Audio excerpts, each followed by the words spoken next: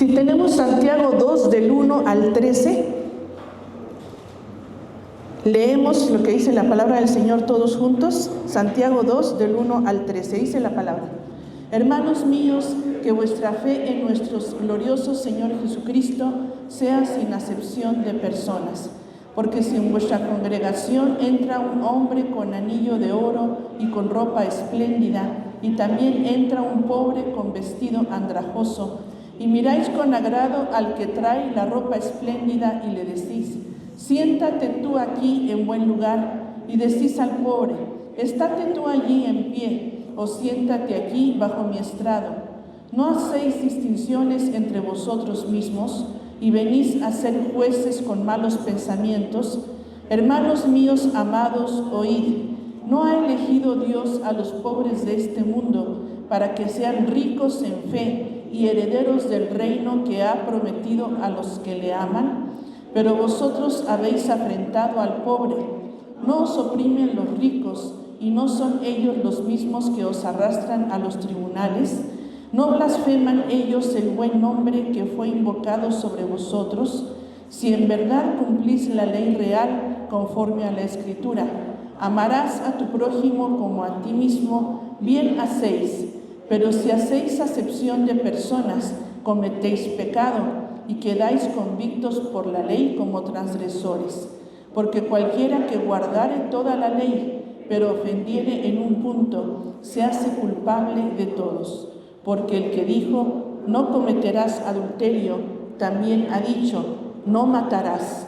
Ahora bien, si no cometes adulterio, pero matas, ya te has hecho transgresor de la ley.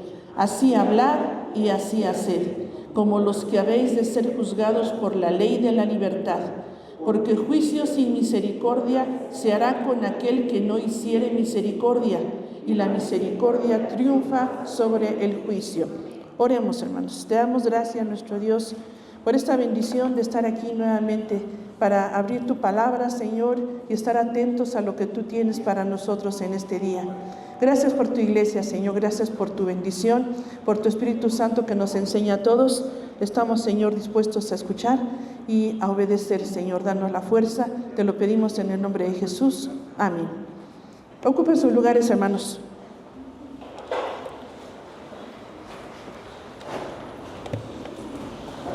Santiago. Hemos estado predicando esta carta que se le llama carta general, como otras, porque hay las cartas que estamos estudiando a las 11 de la mañana, son cartas del apóstol Pablo, y hay otras que se les llaman cartas generales, como Santiago, que está escrito, dice aquí, a toda la iglesia en general. Y ustedes recuerdan, hermanos, Santiago, el medio hermano del Señor Jesús. Esto ya lo tocó el hermano Hugo, el pastor, y en otras predicaciones, donde vimos que este hermano del Señor Jesucristo, creyendo ya en el Evangelio, escribe esta hermosa carta, que es una carta con un tema muy importante en la vida cristiana, el tema de la fe que se demuestra, la fe genuina. Por eso aquí habla tanto de fe. La semana pasada la hermana Leti nos predicó precisamente el siguiente párrafo: la fe sin obras es muerta, hablando de que si es una fe genuina, tiene que demostrarse. Porque hay gente que dice: sí, yo creo, sí creo en Dios, sí soy cristiano, pero nada más es una etiqueta. No se ve el cambio, no se ve realmente la vida cristiana en la persona. Y por eso dice aquí que la fe genuina tiene que llevar obras. Entonces el tema de esta carta es la fe genuina, la fe que se demuestra, la fe práctica. Y esa fe, esta carta por eso tiene un lenguaje directo. Santiago habla muy directo de varios temas, ¿sí? Como ya hemos estado viendo, la hermana Anita le tocó predicar la sabiduría de Dios, al hermano Hugo soportando las pruebas, que seamos hacedores de la palabra, la hermana Leti, la fe sin obras es muerta, y ahora nos está hablando en este párrafo que nos toca meditar el día de hoy: no hagamos acepción de personas. Y Santiago habla de una manera muy directa. Se ha comparado con Proverbios en el Antiguo Testamento. Recuerdan ustedes que los Proverbios es la vida práctica, la sabiduría también práctica, cosas que se demuestran de vivir de una manera sabia. Proverbios nos pone a los sabios de un lado y a los necios del otro. Y dice: y los necios tal y tal, pero los sabios tal y tal. y entonces los sabios viven de esta manera en su carácter, en su economía, en su familia, en su matrimonio, con sus hijos. Los necios no toman consejo y hacen esta. Y de esa manera también Santiago nos habla de la fe práctica, esa fe que se demuestra. Nuestra fe, hermanos, siempre tiene que ser una fe que se demuestre, que se vea, que se palpe, hasta que se huela. ¿A qué olerá la fe? No sé, pero es una forma de decir que tenemos que demostrar nuestra fe donde quiera que vayamos. ¿Qué es nuestra fe? Nuestra fe es que creemos en el Señor no nada más con la mente, sino que hemos decidido entregar nuestra vida a Él. Esa es fe, y hemos decidido también caminar con Él todos los días de acuerdo a esa decisión. Eso es fe en el Nuevo Testamento. La palabra griega es pistis. Pistis, que significa creo, decido y camino con Dios. Eso es lo que es la fe. Entonces nuestra fe tiene que ser una fe práctica. Y aquí vemos entonces que, por eso dice, como es una fe práctica, por eso nuestro texto que estamos aprendiendo de Santiago es Santiago 1:22. ¿Quién se lo sabe? Pero sed hacedores de la palabra y no tan solamente oidores, engañándoos a vosotros mismos. El tema de este párrafo, no hacer acepción de personas, es una conducta muy común en el ser humano. Pero es una conducta también que se repite en los cristianos. Sí, entonces, como es tan común el hacer acepción de personas, y era común también aquí, vemos que esta carta escrita en el primer siglo, en las primeras iglesias que fueron surgiendo, los primeros creyentes, ya se hacía distinción de personas. Es tan antiguo como la humanidad. Ustedes pueden ver la historia de las culturas, la historia, y siempre ha habido entonces esa acepción de personas, por exaltar a unos y menospreciar a otros. ¿Cómo se define la acepción de personas? Es exaltar a una persona o menospreciar a una persona por motivos superficiales. O es exaltarla y ponerla aquí en algodoncitos, como dice el pasaje. Ahorita vamos a ver lo que dice el pasaje. O es menospreciar a una persona por motivos superficiales como su apariencia. Si vemos que no nos gusta la apariencia, ya hacemos acepción de personas. Hay un dicho mexicano que es que las apariencias engañan. Qué bien se saben los dichos mexicanos, qué bueno, hermanos. Algunos dichos mexicanos tienen su sabiduría como proverbios, ¿no? Que es la sabiduría. Y a veces eso nos hace tener la acepción de alguna persona, como decíamos, o la privilegiamos o la menospreciamos por su apariencia. Pero ¿cuántas sorpresas nos llevamos cuando nos damos cuenta que las apariencias engañan? ¿Cuántas veces les ha tocado a ustedes que ya conocen a la persona y no es lo que ustedes pensaban? Decía un hermoso predicador, dice, yo soy como la guanábana, fea por fuera, pero por dentro soy otra cosa. ¿Alguien conoce al hermano Samuel Lascari? Sí. Eso decía él, dice, yo soy como la guanábana. Y a veces así, no, este hermano de plano tiene la cara como de ídolo olmeca, pero si viera que es un pan de Dios, si viera que, entonces, por apariencia no debemos de dejarnos guiar. La palabra del Señor nos enseña esto. Y tampoco debemos de dejar que nos lleve a hacer distinción de las personas, la raza, ¿sí? Si es de tal raza, si es no. Por ejemplo, oí un programa en la semana de cocina, porque me gusta mucho aprender de cocina, y dice, no sé si era el de cocina o era otro, total, que dijo, estos mexicanos, quién sabe qué, y el juez le tuvo que decir, cuidadito con esos comentarios, cuando estás ofendiendo, porque todos los mexicanos son iguales, porque ustedes saben que en algunos países, como los vecinos del norte, menosprecian mucho a los mexicanos por muchas cosas. Los que hemos tenido oportunidad de estar allá un ratito, un ratote, lo hemos visto, ¿no? Entonces, a veces la acepción de personas es por la raza. En la Biblia tenemos un registro en Hechos capítulo 6 de que había acepción de personas. Hechos capítulo 6 dice que se ayudaba a las viudas. Ustedes recuerdan, entonces, las viudas de los griegos o helenos eran todas las viudas que no eran judías, y las viudas judías, y entonces empezó a haber una acepción de personas ahí, porque a lo mejor los que repartían favorecían algún grupo. Pues yo no soy judío, pues favorezco, entonces le doy un poquito más, otro kilito de azúcar a las hermanitas, y a los judías no. Y entonces empezó a haber queja, en Hechos capítulo 16 se empezaron a quejar de que no era pareja la distribución, y tuvo que haber entonces la elección de 7 diáconos para que ayudaran a la administración, porque los apóstoles estaban dedicados a otra cosa. Toda labor es importante en la iglesia, toda labor es importante. Pero dijeron los apóstoles, no es justo que dejemos de la oración y la palabra por servir a las mesas, que también es importante, y entonces eso fue un problema que hubo ahí de acepción de personas. ¿Cuántas veces también el exaltar o menospreciar a una persona es por su riqueza? Este trae un carro, denle un lugar mejor. Hermanos servidores, que el estacionamiento de aquí es para el hermano con el carro de último modelo, Y créanme, hermanos, tristemente que hay congregaciones donde así te ven y así te tratan, y eso es muy feo. Congregaciones elitistas donde van y donde sí les dan los mejores lugares a los que tienen más recursos. ¿Cuántas veces la posición social hace que hagamos acepción de personas? En el Nuevo Testamento pasaba esto, y por eso Santiago tiene que decir, nuestra fe tiene que ser sin acepción de personas. Y empieza entonces a decir, por eso aquí en este párrafo tenemos 3 conductas de la fe genuina, 3 conductas de la fe genuina. Vayan conmigo a los versículos primero. La primera conducta es que no seamos parciales, que evitemos hacer acepción de personas. Versículos 1 al 4. ¿Ya los leímos? Y dice el versículo 1, que vuestra fe en nuestro Señor, glorioso Señor Jesucristo, sea sin acepción de personas. La Biblia dice una sentencia hermosa en varios pasajes. Dice, Dios no hace acepción de personas. ¿Lo quiero repetir conmigo?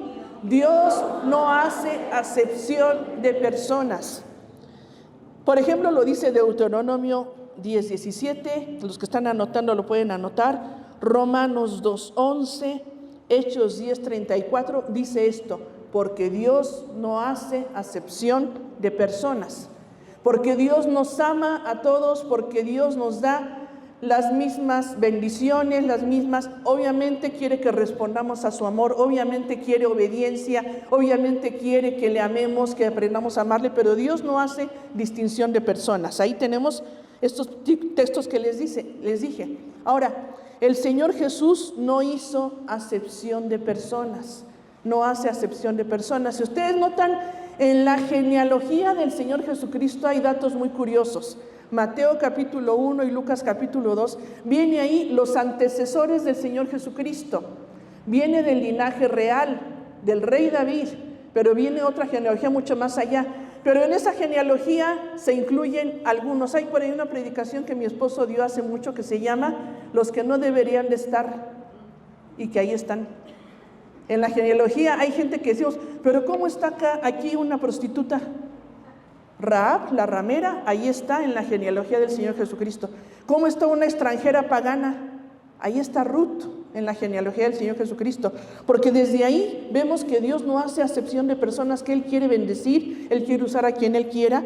Y el Señor Jesucristo en su ministerio no hizo acepción de personas, enseñó, predicó. El Señor Jesucristo en su obra redentora no hace acepción de personas. ¿Por quién murió Jesús en la cruz del Calvario?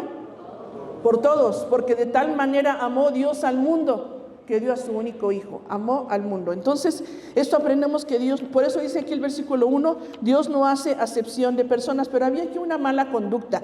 Dice el versículo 2, porque si en vuestra congregación, ahí la palabra congregación es la palabra sinagoga, que era más bien un lugar que surge antes del Nuevo Testamento, un lugar de reunión, un lugar con asientos limitados, un lugar donde muchos se sentaban en el suelo, muchos atrás, y los primeros asientos a veces los usaban los religiosos, como los fariseos.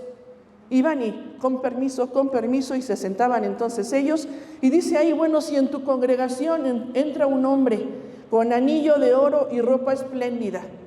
Era muy común usar no nada más 1 o 2 anillos, como yo. ¿Quién no trae más? A ver, ¿quién da más?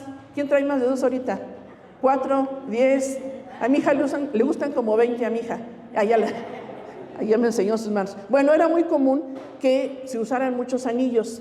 De hecho, pues era un ornamento. Los varones, las mujeres tenían otros adornos también. Era tan común que se rentaban anillos, había lugares para renta de anillos, entonces ya entraban con ropa espléndida y anillos. Dice, bueno, si en tu congregación, en la sinagoga, entra alguien con anillos y con ropa, ¿qué aparentaba? Pues que tenía ciertos recursos, a lo mejor era nada más apariencia, las apariencias engañan. Dice, si entra alguien con ropa espléndida, pero también entra otro, un pobre con vestido andrajoso. Y dice, ¿cuál es la conducta, la mala conducta ahí? Mirar con agrado, porque puede entrar en la iglesia cualquier persona y se puede arreglar de cualquier manera. Hay gente que le gusta arreglarse con más joyas, hay gente que no. Hay gente que le gusta más maquillaje, más cargadito, hay gente que no. Hay gente que usa ropa de marca y hay gente que no. Ese no es el problema es la conducta que a veces se tiene con esas personas o la distinción que hacemos o la acepción de personas. Ese es el problema. Dice, ¿qué haces con el que trae anillos y vestido lujoso y espléndido? Le dices, acá hay un asiento, vení aquí adelante. Por cierto, ¿por qué no está adelante aquí nadie, hermanos? Están de servidores nuestros hermanos que les gustan estos lugares, qué bueno. Pero dice que estas personas, la mala conducta era llegar y decirle, aquí está un lugar para ti, y hacer la distinción con el pobre. ¿Qué le decían al pobre? Vean que la manera tan despectiva. ¿Cómo lo traduciría usted al mexicano, o sea, al español de aquí, esta frase? Al pobre, al de ropa espléndida, siéntate tú aquí en buen lugar, vente junto a mí, manito. Y dices al pobre, ¿cómo le dices al pobre? Estate tú allí en pie, o siéntate aquí, bajo mi estrado. Vente acá al suelo, o vaya, donde no estorbes. Y le digo, ¿cómo lo traduciría usted ahorita a las palabras coloquiales de México? Hazte para allá. Allá con la chusma. Ajá. O sea, imagínense, entonces dice aquí, esto es lo que condena la palabra del Señor, es lo que está condenando aquí. La fe genuina no hace acepción de personas.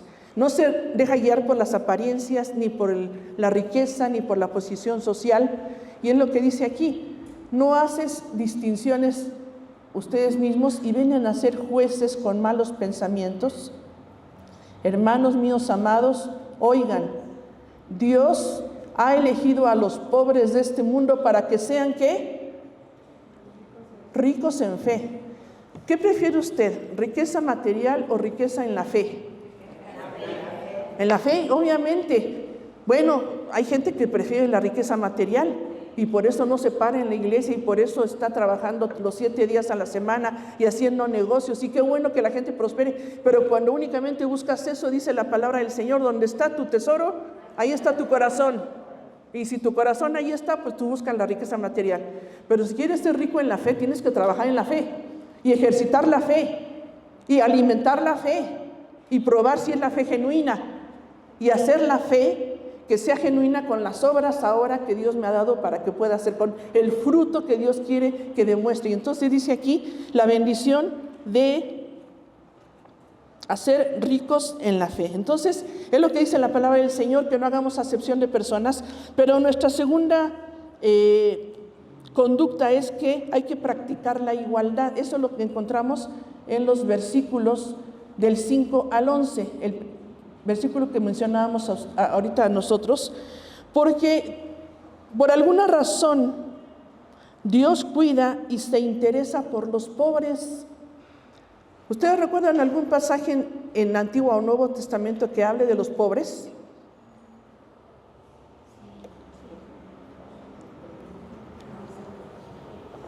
Ahorita vamos a mencionar unos. Por ejemplo, la ley de Dios en el Levítico hablaba del cuidado con los pobres, no de cuidado con los pobres de que te cuides de ellos, no. Perdón, lo dije mal, ¿verdad? Lo dije mal. Cuidado hacia los pobres, cuidado hacia los pobres. El Levítico dice, por ejemplo, el Levítico 25:25, cuando tu hermano empobreciere, entonces ayúdale, rescátalo. Cuando tu hermano empobreciere, rescátale. Cuando algún pobre venga a juicio, ten misericordia de él. O sea, la ley de Dios contemplaba esta ayuda a los pobres. Ay, no, es que está así porque quiere, está así por flojo, no sé qué. Dios no nos llama a juzgar, no nos llama a juzgar porque está la gente así, o porque es rico o porque es pobre. Está rico porque hace tranza. Buen mexicano, porque el que no tranza no avanza. Entonces, No nos llama a juzgar. Cuando la palabra de Dios establece aquí en la ley de Dios, en el Levítico, a su pueblo, le dice: tú ayuda al pobre. Si hay deudas, había un año en que se perdonaban las deudas. Aquí, hermanos, en México, si hay deudas, ¿qué pasa? Y se juntan los intereses y más intereses. Hubo una época en que era un chorro de intereses en los bancos y entonces la gente no salía de las deudas porque era interés sobre interés. Entonces es algo tremendo. La ley de Dios en el Antiguo Testamento contemplaba pues la misericordia y el amor de Dios. Cuando alguien había con deuda, había entonces una serie de años y entonces al año número 7 se perdonaban deudas. Salían libres los esclavos. Al año número 50, el jubileo, había perdón de deudas y había libertad de esclavos. Porque así era, bueno, porque Dios es el Dios de oportunidades. Y si me endeudé por cabeza dura, pues Dios me da otra oportunidad para no endeudarme. Pero dice aquí que Dios ve por los pobres. Vean, por ejemplo, no vamos a leerlo, Isaías 61:1, confirmando con Lucas 4:18. Isaías 61 y Lucas 4:18 es el mismo pasaje, más que el Señor Jesucristo lo toma en Lucas y lo lee. Y abre el rollo de Isaías y dice: el Espíritu del Señor está sobre mí, porque me ha ungido para dar buenas nuevas a los pobres. Buenas noticias a los pobres. Cuando la Biblia aquí usa en el Nuevo Testamento, muchas veces pobre se refiere al pobre espiritual y al pobre económicamente. Y a veces el pobre espiritual sí es pobre económicamente, pero a veces el pobre que no tiene dinero, a veces es soberbio y no tiene pobreza espiritual. Porque aquí vemos otro pasaje, vamos a ver más adelante, el de las bienaventuranzas, donde dijo el Señor: bienaventurados los pobres en espíritu. ¿Qué es un pobre en espíritu? El que reconoce que necesita a Dios. Yo necesito al Señor, siempre lo necesito, yo soy pobre en espíritu. Por eso dice también el Salmo 42, como el siervo busca por las aguas, así clama por ti, oh Dios, el alma mía, necesito a Dios. Esa es la pobreza espiritual. Pero dice aquí que Dios vino a dar el evangelio a los pobres. Otro salmo, Salmo 41:1. Salmo 41:1 dice: bienaventurado el que piensa en el pobre, porque le va a ayudar, por lo menos porque va a orar por él, o porque si tiene una moneda le va a dar. Mi papá siempre tenía monedas y monedas en el carro, porque siempre le gustaba dar. Y decía, bueno, aunque estos son allá en Zacatecas, últimamente decía mi papá, todavía cuando llegó a manejar, dice: estos son inmigrantes, parecen piratas, pero de todos modos. O sea, porque en Zacatecas se disfrazaban de inmigrantes, ¿no? Para causar más compasión y todo. Pero siempre tenía monedas y billetes y siempre estaba dando, porque dice aquí: bienaventurado el que piensa en el pobre. Y por último, Proverbios 17:5. ¿Qué dice Proverbios 17:5? El que se burla del pobre afrenta al hacedor, a Dios. O sea, el que se burla del pobre, el que escarnece al pobre, está burlándose también de Dios. Dios defiende a los pobres. Entonces, Dios tiene un cuidado especial por los pobres. Dice por eso el versículo 5: ¿no ha elegido Dios a los pobres de este mundo para que sean ricos en fe y herederos del reino que ha prometido a los que le aman? ¿Por qué Dios elige a los pobres? ¿No que Dios no hace acepción de personas? Pero muchas veces, ¿sabe qué, hermano? La riqueza, muchas veces, en la mayoría de las ocasiones, estorba. Porque cuando hay riqueza nos sentimos suficientes. Es bueno ver la despensa llenita, ¿sí o no? Es bueno ver que el monedero no tiene hambre, o sea, que está llenito. Es para darle gracias a Dios. Pero cuando eso crea en nosotros la jactancia, la soberbia, mira lo que he logrado. Yo he escuchado gente que ha dicho: mi esposo es tan joven, pero miren lo que ha logrado él solito. No es él solito. Primeramente es Dios le ha dado la sabiduría, la salud, las fuerzas y todo. ¿Cuántos dicen: yo porque me quemé las pestañas, yo lo he logrado?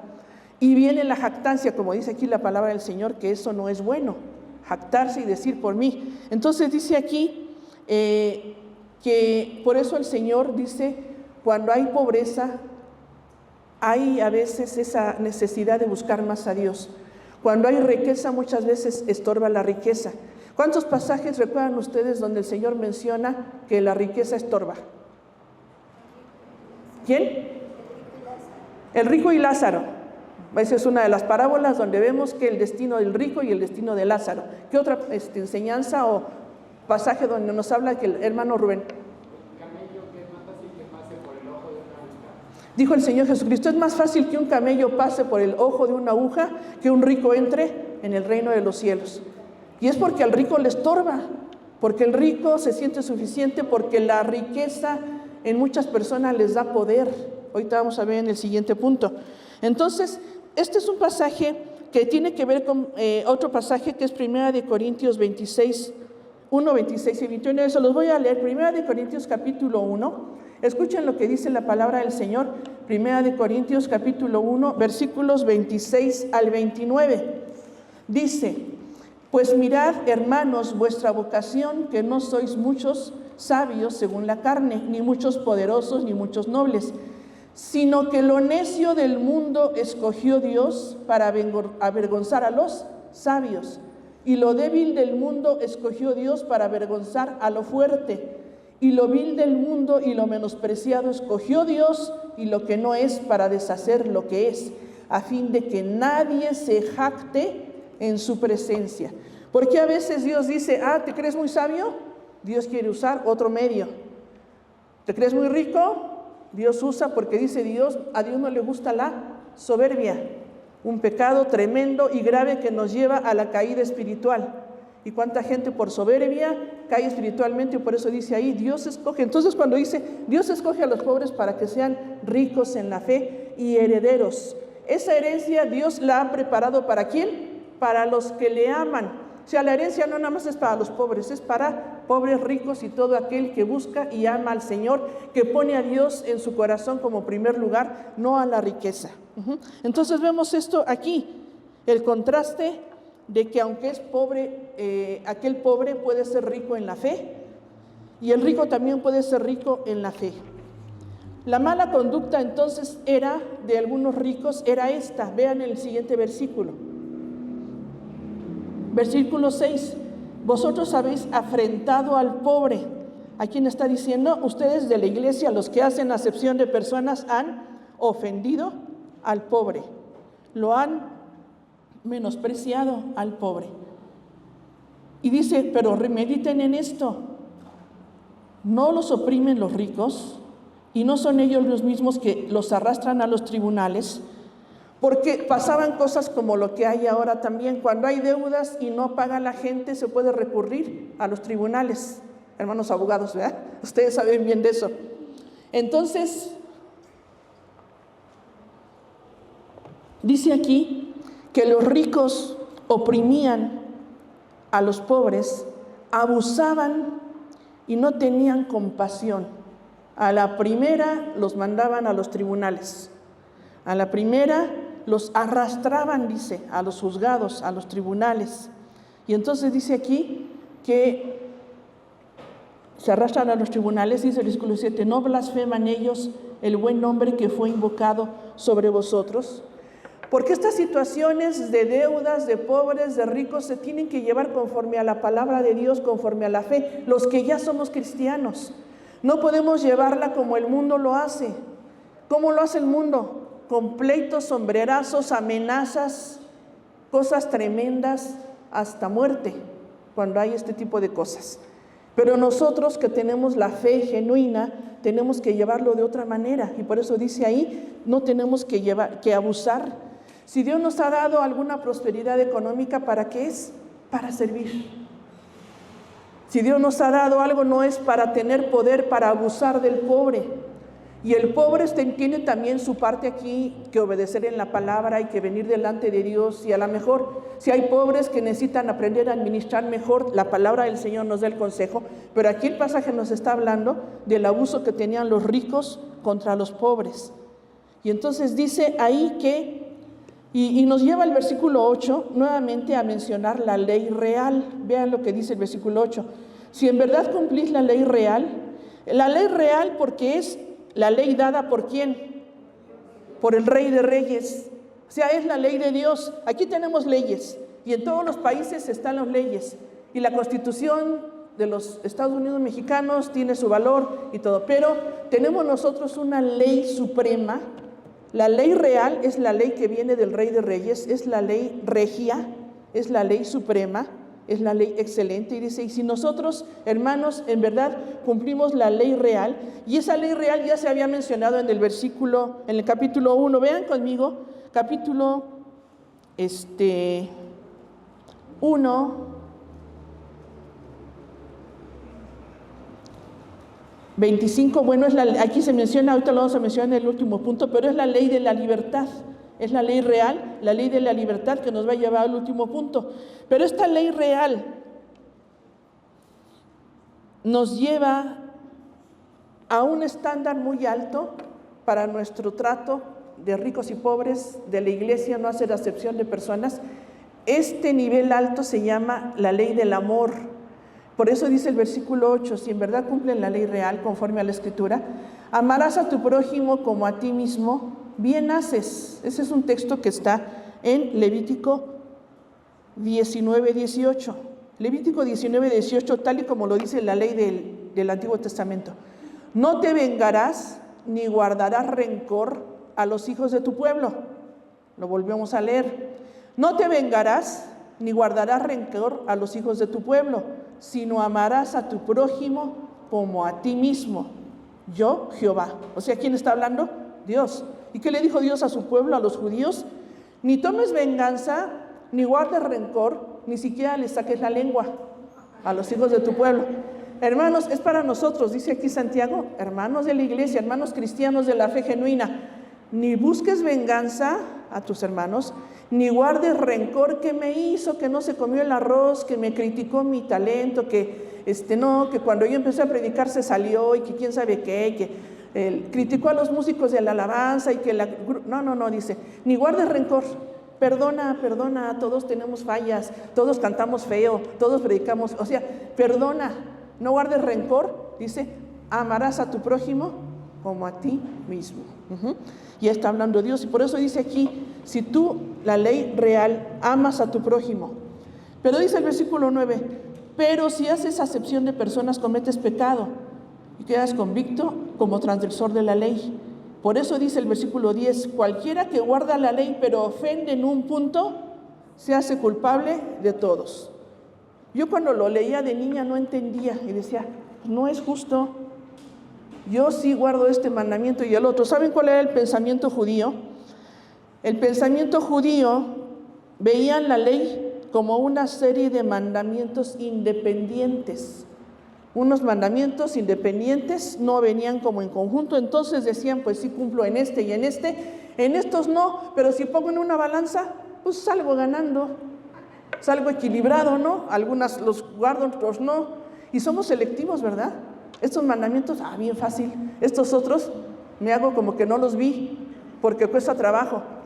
Pero aquí lo que nos dice es que no importa lo bueno que seas en otras áreas. Si haces acepción de personas, has actuado contra la voluntad de Dios, has quebrantado su ley.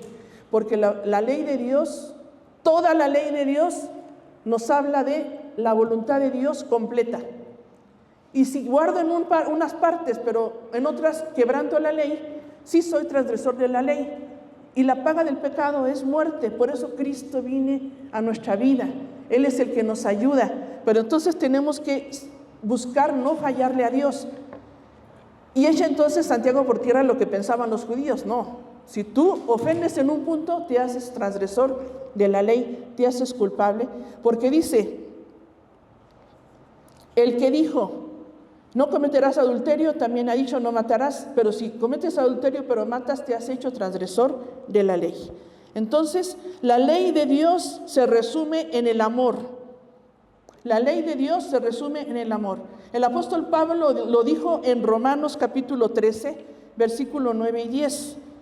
Romanos 13, 9 y 10 lo dice de esta manera el apóstol Pablo. Y dice, escuchen, porque no adulterarás, no matarás, no hurtarás, no dirás falso testimonio, no codiciarás, y cualquier otro mandamiento en esta sentencia se resume: amarás a tu prójimo como a ti mismo. El amor no hace mal al prójimo, así que el cumplimiento de la ley es el amor. Y ciertamente los 10 mandamientos tienen que ver con el gran mandamiento y el segundo. ¿Cuál es el gran mandamiento? Amarás a Jehová tu Dios con todo tu corazón, con toda tu alma, con toda tu mente, con todas tus fuerzas. Y el segundo, amarás a tu prójimo como a ti mismo. Ahora vean los 10 mandamientos y vean que los primeros mandamientos tienen que ver con el amor a Dios. No tendrás dioses ajenos delante de mí, no te harás imagen ni ninguna semejanza, ni te inclinarás ante las imágenes, ni las honrarás. No tomarás el nombre de Jehová tu Dios en vano. Acuérdate del día de reposo para santificarlo. Tienen que ver con el amor a Dios, nuestra relación vertical. Amo a Dios. ¿Y los otros cuáles son? Honra a tu padre y a tu madre. No matarás, no cometerás adulterio, no robarás, no levantarás contra tu prójimo falso testimonio y no codiciarás. Tiene que ver con mi prójimo. Por eso el cumplimiento de la ley es el amor. Entonces el amor al prójimo es el cumplimiento de la ley. Y por eso dice aquí, cuando se hace acepción de personas, entonces estamos menospreciando a otro.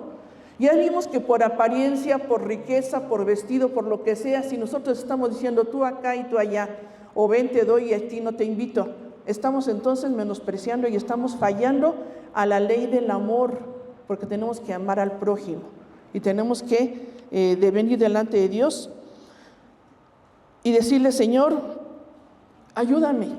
Mencionábamos de las riquezas y hay aquí 2 pasajes que yo recuerdo. El joven rico, ¿recuerdan ustedes el joven rico? En Lucas capítulo 18, dice que vino uno y le dijo, ¿qué haré para heredar la vida eterna? Pues guarda los mandamientos, le dijo el Señor Jesús.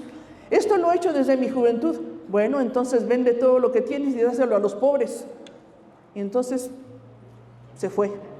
No, porque tenía mucha riqueza y porque su corazón estaba en las riquezas. Por eso dice el Salmo 62:10, si se aumentan las riquezas, no pongas tu corazón en ellas, porque por eso a muchos ricos les estorba la riqueza para buscar a Dios, para consagrarse, nada más quieren acumular para ellos, para su descendencia, la casa de descanso acá, pero no me basta una otra allá, no quiero este carro porque ya tiene 2 años de uso, vamos a cambiarlo. Hace muchos años llegó aquí una persona, muchos años, no sé, a lo mejor algunos lo recuerdan, mi papá y la hermana Esperancita Díaz, que eran compañeros en la empresa donde trabajaban, lo conocieron también a la licenciatura de Comercio Internacional en el Poli, porque ya le estudiaron ya mi papá con nosotros los 7 hijos y Esperancita y adultos, y ahí conocieron a esta persona que también era un adulto y se llama, hay que orar por él, se llama Leopoldo. Alguien lo conoció a lo mejor porque llegó a venir a la iglesia, y alguien con mucha riqueza, porque se hizo después agente aduanal. Entonces empezó a asistir con su esposa, con 2 niños que tenía, y él empezó a ser tocado por Dios y la esposa también. Entonces ellos tenían la cosquillita de ayudar y fuimos con ellos a Veracruz y a la Sierra de Durango y donaron cobijas y medicina y llevaron a un pediatra. O sea, fue muy bonito la bendición que Dios llevó allá. Pero cuando Dios tocaba su corazón decían, yo pensaba cambiar de carro, yo pensaba cambiar por una camioneta último modelo. Ellos, cuando Dios empezó a tocar su vida, decían, pensaba hacerlo, pero cuando fui a Durango y vi esos niños descalzos, enfermos, algunos quemaditos, porque cuando hace mucho frío en Durango, se apegan a la fogata y hay mucho niño quemado, porque pues duermen a veces abajo de los árboles. Y entonces vimos la obra de Dios. Ya después llegaron un grupo religioso muy poderoso, católico, y se los llevó. Entonces, pero ellos empezaron a tener la sensibilidad de decir, yo estoy pensando aquí en cambiar mi carro último modelo por de esas marcas que ustedes, que ahora hay más, ¿verdad? Esta camioneta yo la pensaba cambiar y veo la necesidad y ¿saben qué? Estoy viendo que no es justo, que Dios toca el corazón. Cuando Dios toca el corazón de alguien con recursos, créame hermano que no piensa en acumular tanto, piensa en repartir y repartir, porque eso es lo que Dios quiere. Esta es la situación y por eso nos lleva al último punto, vivir conforme a la ley de la libertad. Vivir conforme a la ley de la libertad, versículos 12 y 13, y ahora sí vamos a ver que en el capítulo 1, versículo 25. menciona esta ley de la libertad. 1:25 dice: mas el que mira atentamente en la perfecta ley, la de la libertad, y persevera en ella, no siendo oidor olvidadizo, sino hacedor de la obra, este será bienaventurado en lo que hace. Porque dice el versículo 12: así hablar, así hacer, como los que habéis de ser juzgados por la ley de la libertad. En primer lugar dice el versículo: sé congruente con tu fe. Si así hablas que eres cristiano, así hazlo. Si dices que tienes fe, demuéstrala. El argumento de Santiago es ese: demuéstrame tu fe por tus obras. Porque no puede ser que vayamos ahí diciendo soy cristiano y vivo de una manera terrible. Mejor no digas. Si así andas haciendo cosas malas, mejor no digas. ¿Han visto ustedes los carros que tenemos pescadito? Y a veces pensamos que los que manejan ese carro de pescadito son cristianos. Y de repente te tocan y te rebasan y te recuerdan a tu mamá y a tu abuelita y a toda tu descendencia. No todos son cristianos. Nada más en el carro. A veces dicen que no es el pececito. A veces dicen que es una piraña, que no es un pescadito. Porque dice aquí: así hablar y así haz. Así hablas, así haz. Como los que vas a ser juzgado por la ley de la libertad. Esta ley de la libertad que ya leímos en el capítulo 1 dice, mira atentamente a esa ley, persevera en ella y no seas oidor olvidadizo, sino hacedor. 1:22 lo decimos todos juntos: pero sed hacedores de la palabra y no tan solamente oidores, engañándoos a vosotros mismos. ¿A qué nos llama aquí este versículo? Que nos llama el 1:22 a ser hacedores de la palabra. Dice aquí, tenemos entonces que ser juzgados por esta ley de la libertad. Y dice el último versículo, nos habla de un elemento importante en la vida cristiana que se llama, véanlo en el último versículo, el versículo 13. ¿Cómo se llama este elemento importante en nuestro cristianismo?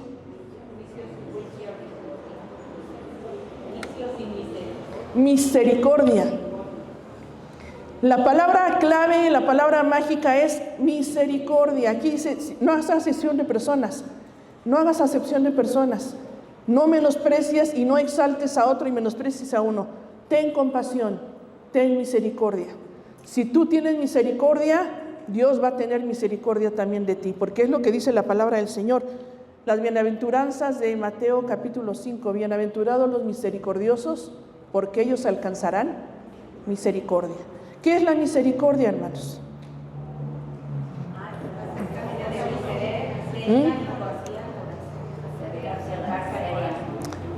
Ya lo hemos dicho. Es compasión, abrazar la necesidad de otro, es acercar la necesidad de alguien o la miseria de alguien y abrazarla con el corazón. Así como Dios ve nuestra miseria y la acerca a su gran corazón, ve nuestra necesidad y nos abraza y nos perdona. Por eso dice la Biblia que Dios es rico en misericordia, amplio en perdonar, se complace en amar y perdonar y tiene los brazos abiertos. Por eso dice aquí que nosotros tenemos que hacer misericordia. La misericordia triunfa sobre el juicio. Santiago nos habla también en algún momento de la predicación, en el mes próximo, se nos va a hablar de juzgar, nos habla también de juicio. Y somos buenos para juzgar. Seguramente este está así por esto y esto. Fíjate. No es chisme, hermano, es que vamos a orar por él. No, ya está usted de chismosa, hermanita. Le gusta el chisme. Había una hermana hace muchos años, en otra iglesia, no en esta, en otra, que decía, a ver, hermanita, cuéntamelo todo. ¿Y qué era eso de cuéntamelo todo? Le gustaba el chisme. Entonces, somos buenos para juzgar. Por eso dice aquí, la misericordia triunfa sobre el juicio. Cuando tengamos ganas de juzgar, ¿sabe qué? Misericordia, compasión, perdón, paciencia, humildad. No sabemos qué pasó el hermano, qué le está pasando a la hermana. No sabemos por qué vino a pobreza. Hay historias terribles de injusticias. Yo creo que ustedes podrían platicarnos. Hay historias muy injustas. porque hubo malas decisiones, a lo mejor en otra generación, a lo mejor los abuelos, a lo mejor los padres. Mi papá platicaba, ya los últimos años, los últimos meses de vida, mi papá platicaba mucho con nosotros y decía que yo veía que él tenía una foto de bebé muy cuco, muy bonita. Luego tenía otra foto también de estudio, de aquellos de 1937 y 38, mi papá nació en el 37, y tenían fotos de estudio, y decía, pero después que me platicaba él de su pobreza de la infancia, decía, bueno, ¿por qué tenía fotos así bonitas? ¿Y por qué vino? Y ya que me platicó que la decisión de la abuelita y de la bisabuela, y que desheredaron a mi abuelita por malas decisiones, y luego ella por casarse con mi abuelo, el papá de mi papá, el abuelo que era alcohólico y que era parrandero y que era jugador, acabó con la herencia. O sea, entendí por qué vinieron a menos. Y son a veces malas decisiones, no nuestras, sino del otro lado. Y a veces somos buenos para juzgar, pero ¿saben qué? La misericordia triunfa sobre el juicio. Seamos misericordiosos. ¿Por qué no oramos, hermano? Yo voy a pedir que hagamos una dinámica de oración para terminar. Y que vayamos con alguna persona, que no hagamos acepción de personas. Que nos levanten sus ojos y vean con quién quieren ir a orar, que no sea su familia, que no sea su amigo, que sea otra persona. Si es una visita, vaya y dígale por qué quieren que oremos bienvenida. Vayan, hermanos, a la voz de 3, 1, 2 y 3, sin acepción de personas, vayan a orar con alguien. Y oramos todos juntos.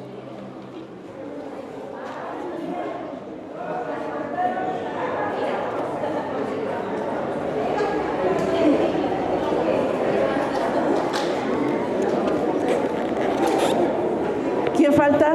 ¿Ya están todos con alguien?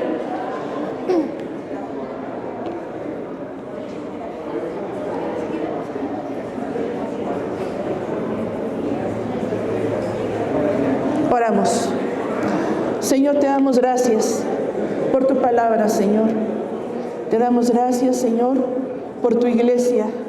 Te damos gracias por tu gran amor, Señor, porque tu amor no hace distinción, porque tú nos amas a todos por igual, porque tú nos das, Señor, los mismos privilegios, las mismas oportunidades, el mismo trato, Señor, de amor, de compasión, de misericordia. Por eso te damos gracias, Señor, por nuestra iglesia. Y pedimos, Padre, por cada uno de mis hermanos. Gracias, Señor, porque tú no haces distinción de personas. Gracias, Señor, por tu iglesia aquí reunida, bendito Dios. Que nuestra fe sea una fe genuina, que nuestra fe se demuestre cada día, Señor, con nuestra vida, con nuestra conducta, con nuestro amor hacia ti y hacia el prójimo, Señor. Que aprendamos, Señor, a agradarte, que aprendamos a buscarte, Señor. Que aprendamos, Señor, a vivir para tu gloria.